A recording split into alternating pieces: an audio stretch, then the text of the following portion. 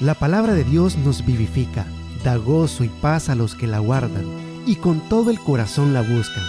Bienvenidos a Devocionales para el Alma. El hermano Luis Avillón nos comparte la meditación de hoy.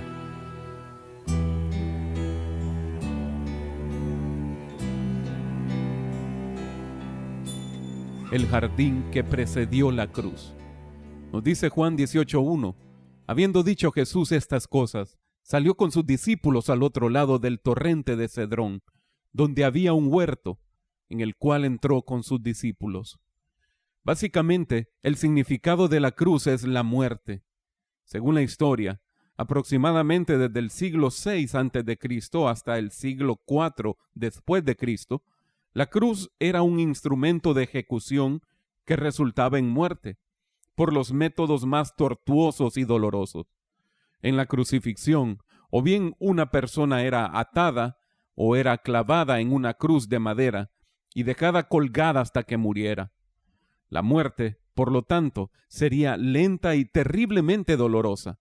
Sin embargo, a causa de Cristo y de su muerte en la cruz, el significado de la cruz hoy en día es completamente diferente.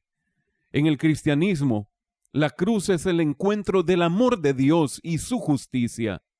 Jesucristo es el Cordero de Dios que quita el pecado del mundo, como dice Juan 1:29. La referencia de Jesús como el Cordero de Dios apunta a la institución de la Pascua judía en Éxodo capítulo 12. A los israelitas se les ordenó que sacrificaran un cordero sin mancha y untaran la sangre del cordero en los dinteles y en los postes de sus casas. La sangre sería la señal para que el ángel de la muerte pasara sobre esa casa, dejando seguros a aquellos cubiertos por la sangre. Cuando Jesús vino a Juan para ser bautizado, Juan lo reconoció y dijo: «He aquí el Cordero de Dios que quita el pecado del mundo». Por lo tanto, Juan identificó a Jesús y el plan de Dios para él de ser sacrificado por el pecado. Este es el mensaje fundamental de la Biblia, la historia de la redención. Sin embargo, antes de la cruz estaba el huerto del sufrimiento, Getsemaní. El pecado empezó en el huerto de Edén. Allí se pronunció la maldición para la serpiente animal. En Génesis 3:14, en la segunda parte, dice: «Maldita serás entre todas las bestias y entre todos los animales del campo. Sobre tu pecho andarás, y polvo comerás todos los días de tu vida». Pero también se pronunció maldición para la serpiente espiritual. Dice Génesis 3:15: «Y pondré enemistad entre ti y la mujer, y entre tu simiente y la simiente suya». Pero allí también se prometió al Redentor. Dice: «Esta te herirá en la cabeza, y tú le herirás en el calcañar». Además, fue en el huerto de Edén donde la tierra fue maldecida a causa del hombre, y tanto Adán como Eva tuvieron que enfrentar la abrupta sentencia que Dios les impuso a ellos y toda su descendencia. Dice los versos de Génesis 3:16 al 17: «Multiplicaré en gran manera los dolores de tus preñeces, con dolor darás a luz a los hijos, y tu deseo será para tu marido, y él se enseñoreará de ti».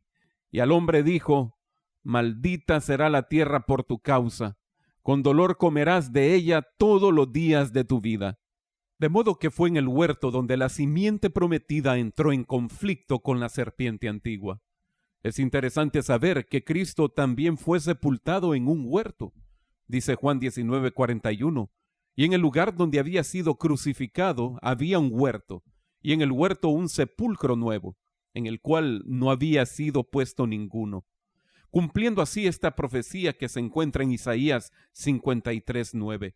Se dispuso con los impíos su sepultura. El siervo sufriente fue ejecutado como un criminal común. Los impíos tramaron sepultarle con los criminales, pero Dios anuló su plan, y con los ricos fue en su sepultura, en el sepulcro nuevo de José de Arimatea, y también Nicodemo estuvo ahí.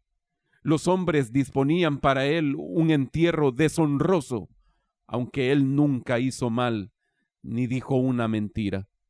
Así podemos concluir que ya que el primer Adán no quiso someterse a la voluntad de Dios en el huerto de los placeres. El postrer Adán, Jesucristo, sí se sometió a la voluntad de su Padre en el huerto del sufrimiento. Cristo agonizó en Getsemaní. Así lo relata Lucas en el capítulo 22, versos 39 al 46. Cada descripción que dan los evangelistas del sufrimiento mental y emocional con que nuestro Señor enfrenta este conflicto prueba la terrible naturaleza del ataque, el perfecto conocimiento anticipado de los terrores que experimentaría el manso y humilde Jesús. El comentarista bíblico Matthew Henry resalta que en el Evangelio de Lucas hay 3 cosas que no están en los otros evangelios. Cuando Cristo agoniza, se presenta un ángel del cielo que le fortalece. Parte de su humillación fue tener que ser fortalecido por un espíritu ministrador. En segundo lugar, estando en agonía, oró más fervorosamente. La oración, aunque nunca es inoportuna, es especialmente oportuna cuando agonizamos. Y en tercer lugar, en esta agonía, su sudor fue como grandes gotas de sangre que caían. El sudor manaba de todos los poros en espesas gotas de sangre que caían a tierra. La cruz sería la consumación de toda su humillación, con tal de proveer redención a los pecadores perdidos. Rembrandt, el famoso pintor holandés, cuenta dentro de su catálogo de obras con una pintura de la crucifixión llamada La elevación de la cruz, pintada en 1633.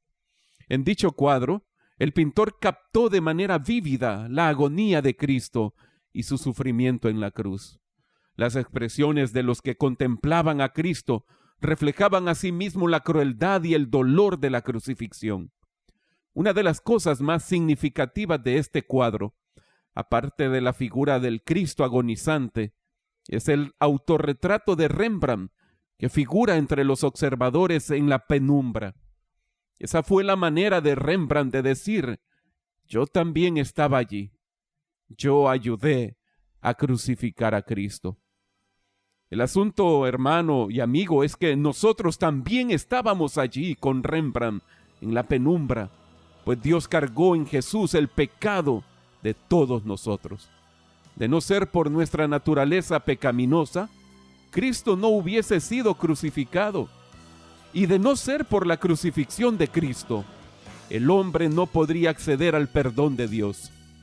De esa cruz, hace más de 2000 años, Jesús ofrece la salvación a todo pecador que se arrepiente de su pecado. ¿Goza usted, estimado oyente, de esta gloriosa salvación que Cristo ofrece a los que con corazón genuino y arrepentido se acercan a Él por la fe para el perdón de los pecados? Si no es así, hoy es un buen día. Este programa es una producción de la Primera Iglesia Bautista Sanpedrana. Puede buscarnos como Privas en Spotify, Facebook y YouTube. O escríbanos al correo privashonduras@gmail.com.